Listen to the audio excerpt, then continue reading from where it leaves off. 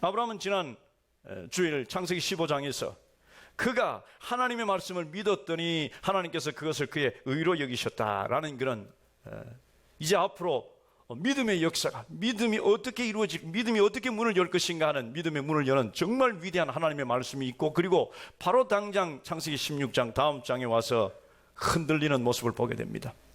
믿음에 실패하는 모습을 보게 됩니다. 믿음이 부족한 모습을 보게 됩니다.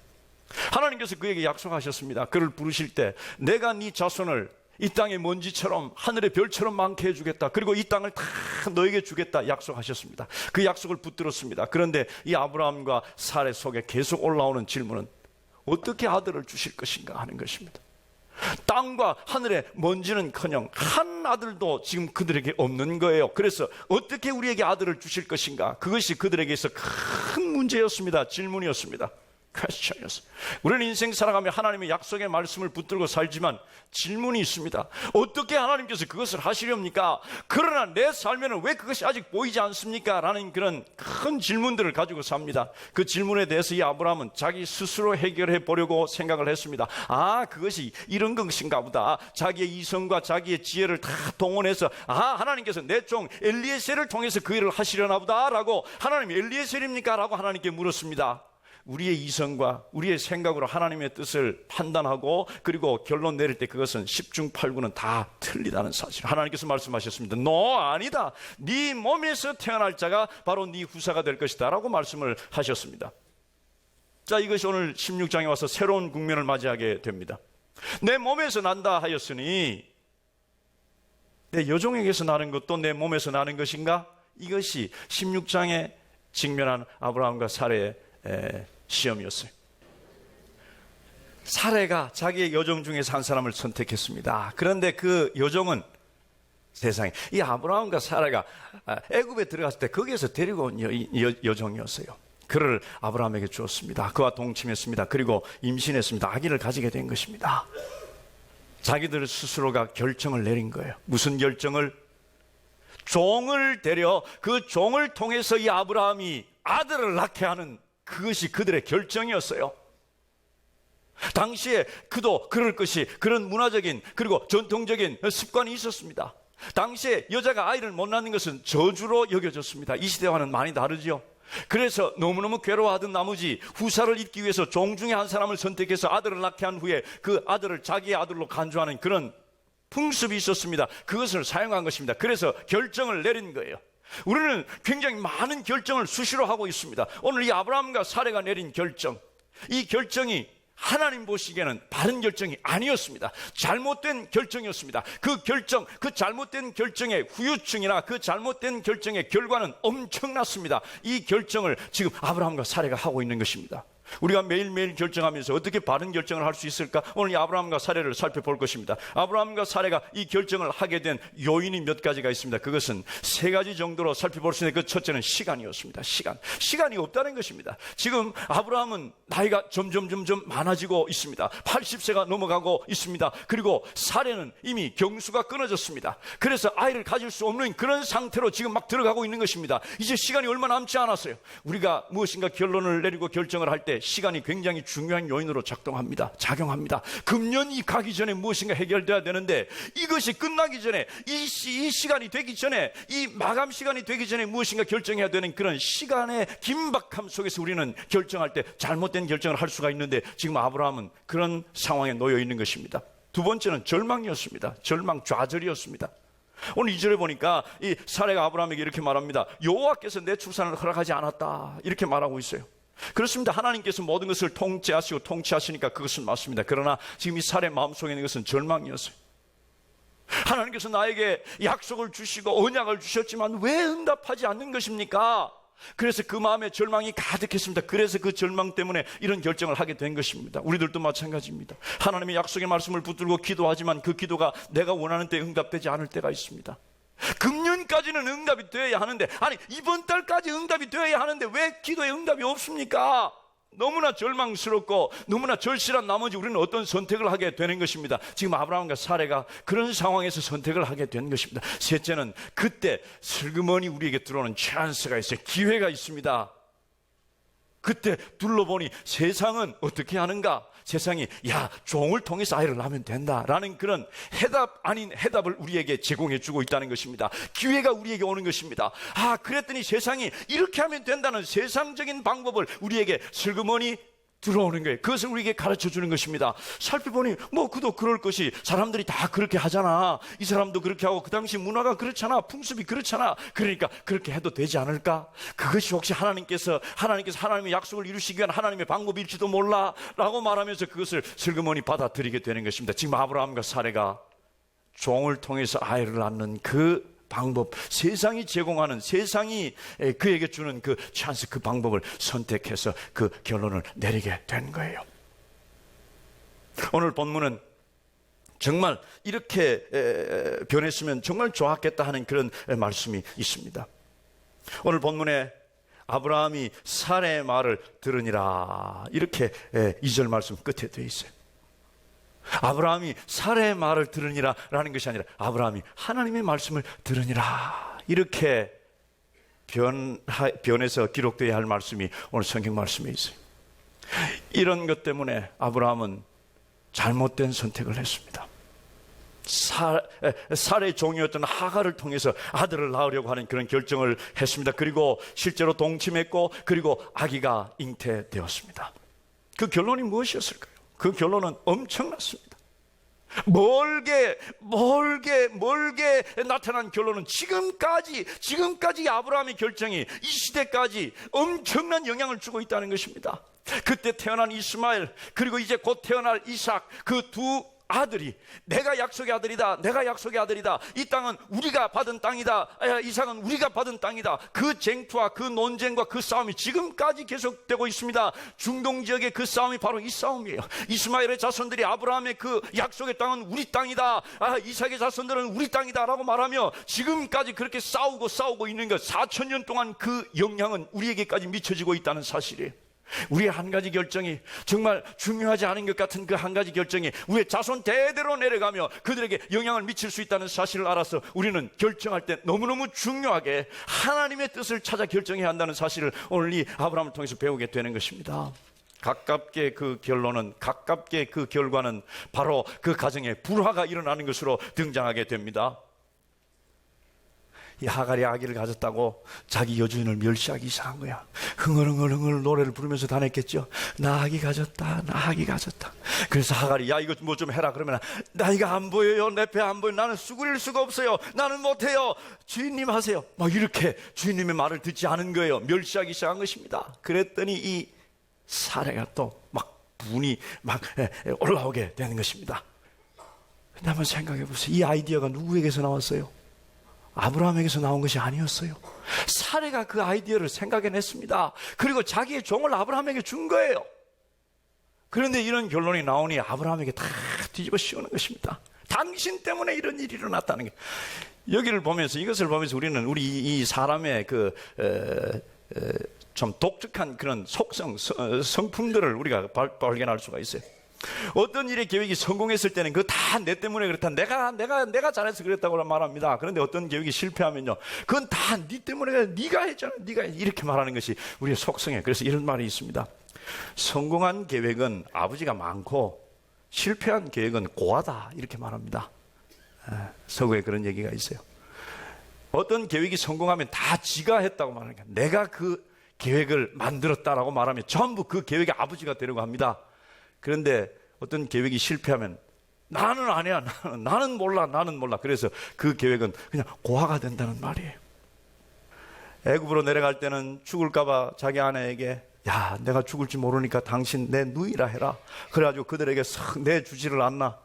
이렇게 중요한 일에 가정에 불화가 있고, 그리고 그 불화 한가운데 자기가 있는데 이렇게 하라 저렇게 하라, 하갈을 불러서 무슨 지시를 한다든지 가정에 이렇게 어떤 판단을 내리고 뭘 해줘야 될 이 아브라함이 당신 마음대로 하세요, 우유부단하고 굉장히 결단력 없는 그런 모습을 우리는 보게 됩니다. 그래서 제가 굉장히 실망하느냐고요? 아니에요. 저는 위안을 얻습니다. 저도 그렇거든요. 그래도 믿음으로 살 수 있구나라는 그런 소망을 가지게 되는 거예요. 이 아브라함은 그런 사람이었습니다. 자, 마음대로 하라 그랬더니 이 사레가 하갈을 어떻게 합니까? 학대하는 거예요. 막 학대했어요. 이것이 아브라함과 사라의 결정의 결론이었습니다. 자, 두 번째는 이 하갈의 행위를 봅니다. 이 하갈은 이 학대를 받고 그리고 무엇인가 결정하는데 무엇을 결정합니까?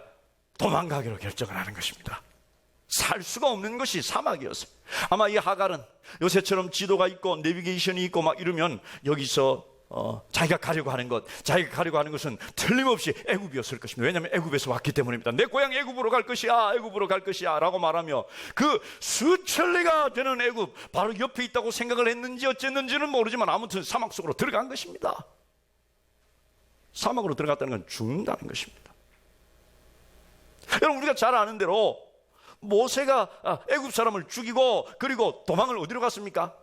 추적해 오다가 광야로 들어가는 순간 끝났다, 전 죽는 것이다. 그리고 추적도 안 하는 것, 그것이 광야예요. 광야는 들어가면 죽는 곳입니다. 이 사례가 그곳으로 들어갔어요. 죽을 곳으로 들어간 것입니다. 죽으려고 들어간 것입니다. 의도하지는 않았지만 죽는 상황에 처해져 있는 이 하갈, 그것을 이 하갈은 선택한 거예요.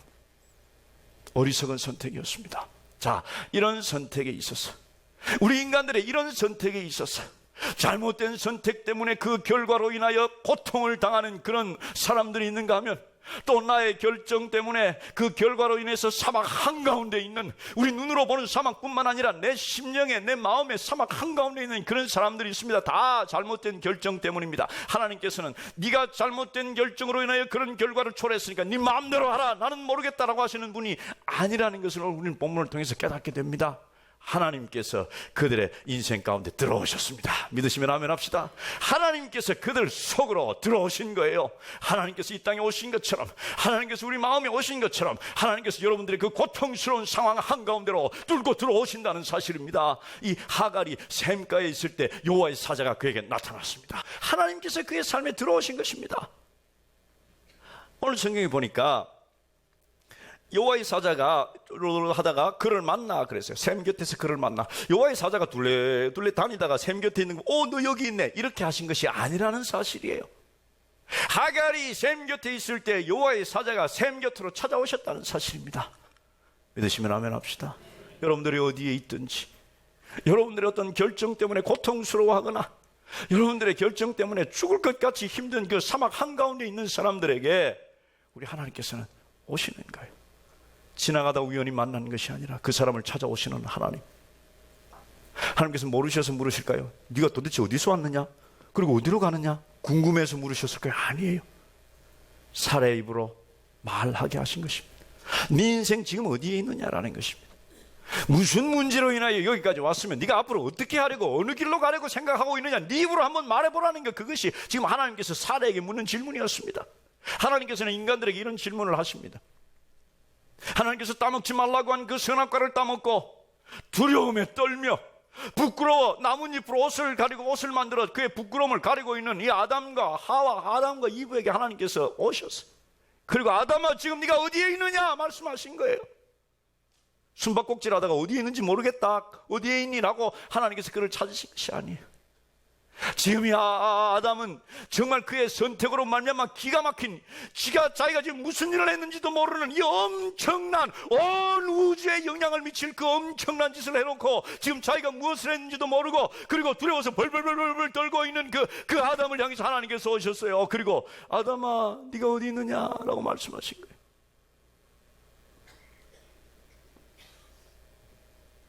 오늘 예수님께서 우리에게 말씀하십니다. 네가 어디에 있느냐? 네 인생 지금 어디에 있느냐? 네가 무엇 때문에 힘들고 무엇 때문에 고통스러워하느냐? 그 원인이 무엇일 것 같으냐? 그리고 네가 앞으로 어떻게 하려고 하느냐? 라고 하나님께서 물으시는 거예요.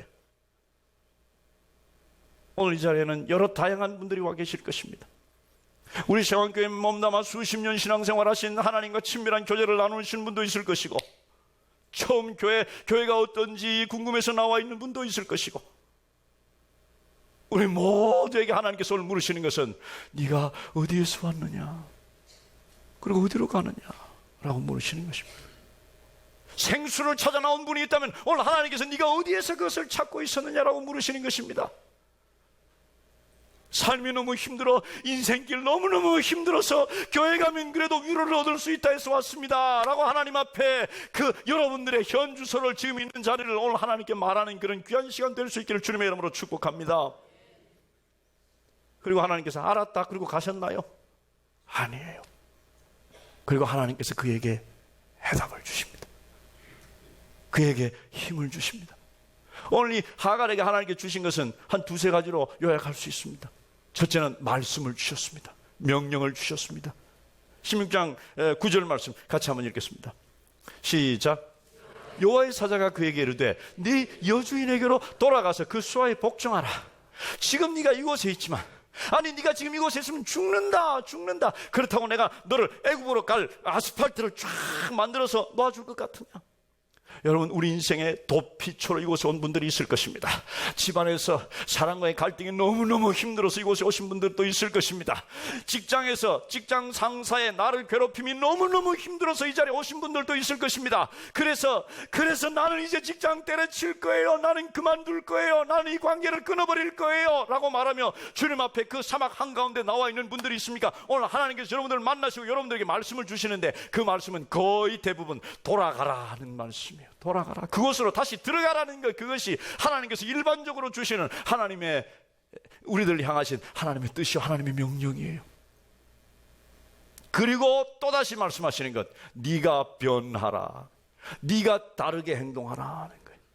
뭐라고 말씀하셨습니까? 네 여주인에게로 돌아가라. 그리고 그 수하에 뭐예요? 복종하라 하는 것입니다. 겸손하라는 거예요.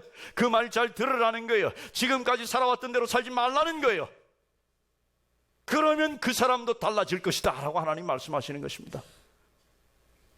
오늘 문제를 피해서 이 자리에 새로운 어떤 애굽으로 가는 아스팔트를 놔주기를, 비행기로 애굽까지 데려다 주기를 소망하며 다른 어떤 기가 막힌 방법으로 하나님께서 나를 이 모든 수렁에서 건져주시기를 바라면서 오신 분이 있습니까?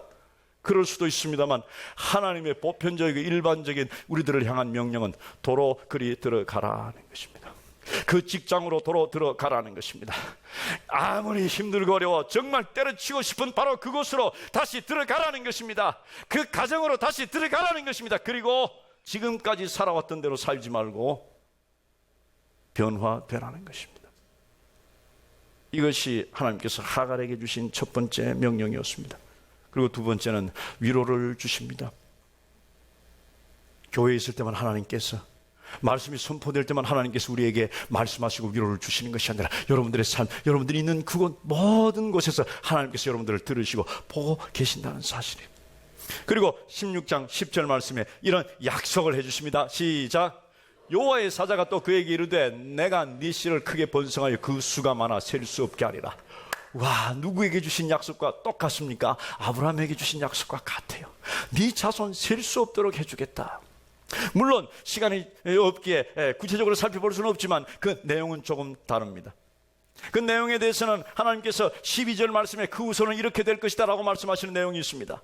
나를 살피시는 하나님께서 내가 그 샘가에서 나를 만나 주셨구나 라는 그런 고백이 있는 것입니다. 그런 확신이 있는 것입니다. 그리고 그것을 부엘라 헤로이라 그랬어요. 그것을 이름을 붙인 것입니다. 여러분들의 인생에 부엘라 헤로이가 곳곳에 있기를 주님의 이름으로 축복합니다. 하나님을 만난 그것은 바로 부엘라 헤로이예요. 여러분 직장이 부엘라 헤로이가 되기를 원합니다.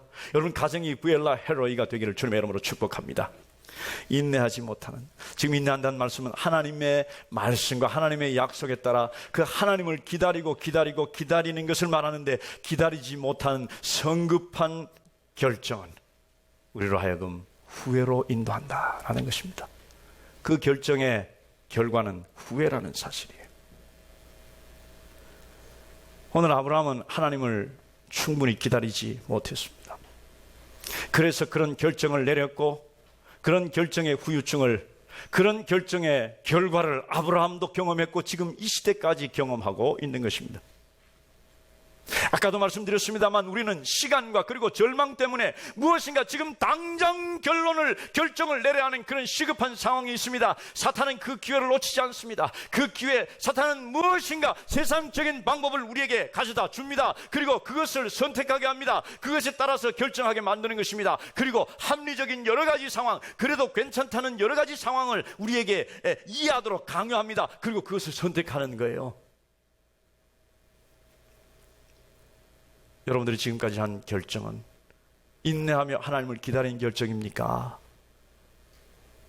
하나님을 기다리지 못하고 인내하지 못하고 내가 스스로 성급하게 내린 결정입니까? 그러나 우리 하나님께서는, 그 가운데도 우리와 함께 하시는 그 하나님께서는 때때로 하나님의 자녀들이, 하나님의 자녀들이에요.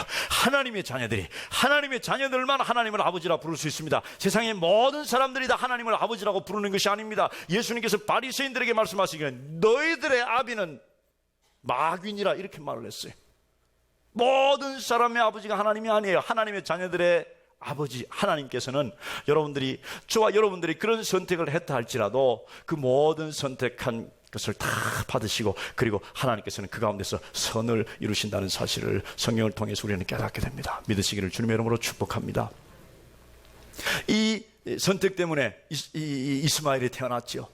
이제 아브라함은 곧 이삭을 낳게 될 것입니다. 그 이삭의 아들은 또 야곱입니다. 야곱이 12아들을 낳습니다.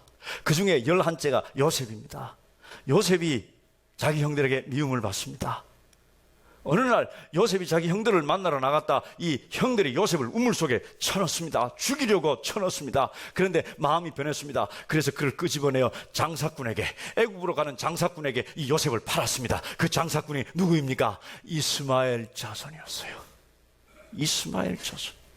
이 이스마엘이 애굽으로 가서 살았는지 그 이후의 일은 잘 모릅니다. 그러나 이 이스마엘 자손을 통해서 하나님께서는 하나님의 백성의 혈통을, 하나님의 백성의 메시아가 오실 그 하나님의 백성이 이제 가뭄 가운데 죽게 되었을 때 하나님께서는 그를, 요셉을 애굽으로 보내시고, 그리고 모든 하나님의 자녀들을 애굽으로 다 부르시고 그 안에서 안전하게 그 7년 흉년을 지나게 하시며 예수 그리스도의 계보를 지키시는데 하나님께서 누구를 사용하십니까? 바로 이스마엘 자손들을 하나님께서 사용하신 거예요.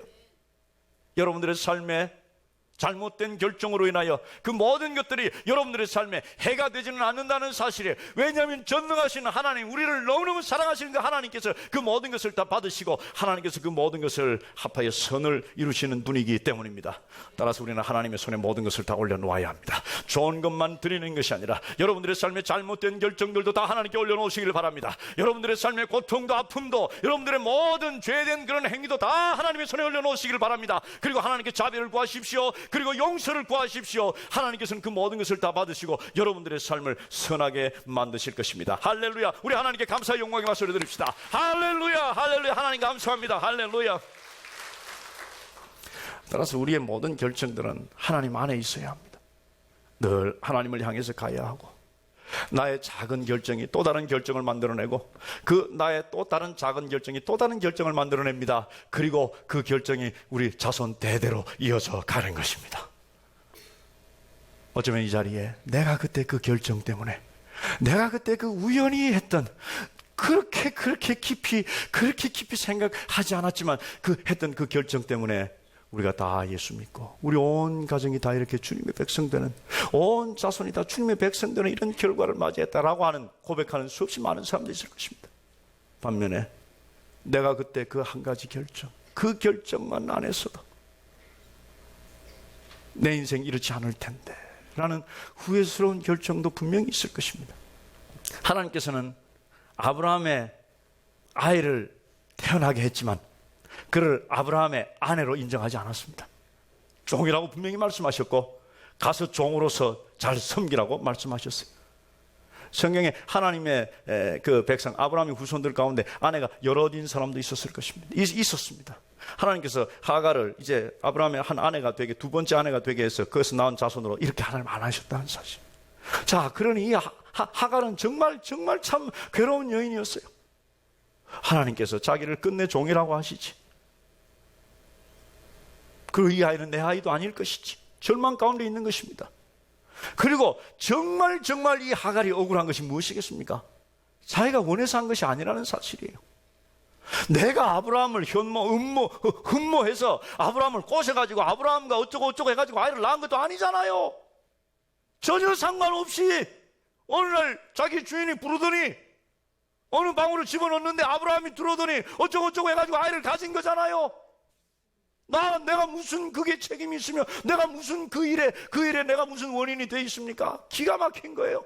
다 주위에서 일어나는 그 일들 때문에 내가 희생양이 된 것입니다. 이 시대 그런 주님의 사람들이 너무 많은 거예요. 나는 그 일과 관계가 없지만 어쩌고 하다 보니까 그냥 내가 다 뒤집어 썼다. 내가 억울하게 다 뒤집어 썼다는 거예요. 나는 전혀 잘못한 것이 없는데 뭐 전혀 없지는 않고 조금 있다 할지라도 하여간 내가 부당하게 막 책임을 뒤집어 쓰고 막 그렇게 있는 그 모습들, 그것이 우리 인생입니다. 그것이 우리 삶이에요. 가정에도 그렇고 직장에도 그렇고 우리 사회 모든 삶의 그 관계가 정말 고통 가운데 빠진 사람은 다 할 말이 있는 것입니다. 내가 잘못하지 않았는데 내가 억울하다는 것, 그것이 우리들의 삶의 이야기예요. 근데 하나님께서 그 한가운데로 오신다는 거예요. 하나님께서 그 한가운데로 찾아오신다는 것입니다. 그리고 은혜를 주신다는 것입니다. 믿으시면 아멘 합시다. 따라서 우리는 억울해도 정말 힘들어도 사막 한가운데 있어도 우리 주님을 바라보면서 우리 주님만 소망하면서 우리 주님만 바라보면서 인내하고 견딜 때 하나님께서는 회복시켜 주시든지 더 좋은 길을 우리에게 주신다는 사실을 믿으실 주님의 이름으로 축복합니다. 오늘 이 하갈은 그곳을 부엘라 헤로이라 이름하였어요. 왜냐하면 하나님께서 보시고 하나님께서 들으신다는 것을 확인하고 경험했기 때문입니다. 오늘 우리들은 실제로 사막 한가운데 있지는 않습니다. 그러나 우리의 마음이 사막 한가운데 있을 수 있습니다. 사막 한가운데 있는 우리들, 마치 내버려진 채로 있는 우리들, 그 우리들을 향해서 하나님께서 우리를 보시고 그리고 우리를 들으시며 우리에게 은혜 베푸신다는 사실을 기억하시길 주님의 이름으로 축복합니다. 다른 샘 곁에 앉아 계셨습니다. 그 샘으로 한 여인이 찾아왔습니다. 그 마을에서는 외톨이였고 아무도 그 여인과 상관하지 않으며 사귀려고 하지 않던 인생 사막 한가운데 외롭게 고통스럽게 살던 한 여인이 그 우물로 찾아왔습니다. 사마리아 여인입니다. 오늘 부엘라 헤로이 샘에는 이 여인이 있을 때 하나님께서 찾아오셨지만 우리 예수님께서는 이미 샘 곁에 계시면서 우리를 기다리고 계신다는 사실을 기억하시기를 주님의 이름으로 축복합니다. 사막 한가운데 사는 사람, 하나님의 자녀들, 그 인생에 어떤 생명력도 없고 고통과 절망과 아픔뿐이고 세상에 그 누구도 기대하거나 그에게 무엇인가 바랄 수도 없는 그 사막 한가운데 단지 홀로 내동댕이 쳐져 있는 바로 그 여인을 우리 주님께서는 기다리셨다는 거예요. 샘 곁에서 그 여인이 올 때까지 기다리셨습니다. 그것을 우리에게 보여주시면서 이 시대에도 우리 주님께서는 생수이신 우리 주님께서는 그 샘 곁에서 하나님의 자녀들, 사막 한가운데 사는 그 하나님의 자녀들, 어떤 곳에서도 소망을 발견할 수 없는 그 하나님의 자녀들, 절망과 아픔과 고통 속에서 신음하는 그 하나님의 자녀들, 우리 주님 곁으로 오기를 기다리고 계신다는 사실이에요. 갔을 때 우리 주님 만나주시는 거예요. 그 여인, 요한복음 4장에 나타난 그 사마리아 여인을 만난 그 우리 주님, 그 여인을 만나서 우리 주님께서 최초로 하신 것이 있습니다. 굉장히 중요한, 너무너무 중요한, 성경에서 최초로 우리 주님께서 하신 것이 있는데 그것이 바로 그 여인에게만 내가 메시아다라는 것을 보여주셨어요. 다른 사람들에게는 숨기시고 다른 사람들에게는 금방 가르쳐주지 않으셨어요. 그러나 처음 보는 그 여인에게 내가 메시아다라고 말씀하시는 그 주님, 그 여인은 사막 한가운데 살고 있던 여인이었습니다. 잘 살아보려고 무척 애를 썼던 여인이었습니다. 그의 삶의 생명력과 소망을 얻어보려고 남편을 얻었습니다. 그런데 그 별 볼 일 없는 남편이었습니다. 그 남편과 헤어진 후에 또 다른 생명력과 소망을 얻기 위해서 또 한 남자와 결혼해서 또다시 결혼을 하고 또다시 살림을 차렸습니다. 그런데 그 남자도 별 볼 일 없는 남자였습니다. 5번을 되풀이했습니다. 무엇을 말해줍니까?